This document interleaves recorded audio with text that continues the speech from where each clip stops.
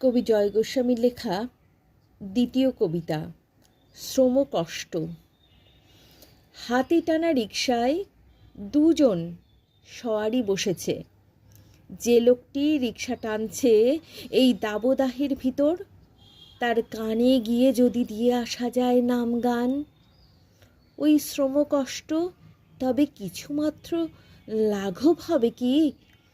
এ জিজ্ঞাসা মনে আসা মাত্র আমি দেখি চামড়া পোড়া গ্রীষ্ম কলকাতায় যারা টিউকল পুচ্ছে, যারা ঠেলছে ঠেলা গাড়ি, যারা বস্তা ওঠাচ্ছে মাথায়, সবার ছায়ার পাশে পাশে শ্রী চৈতন্যদেব এসে দাঁড়িয়ে পড়ছেন, যাতে তারা কাজ করবার শক্তি পায়, যাতে তারা কাজ করবার শক্তি পায় প্রত্যেক নিঃশ্বাসে।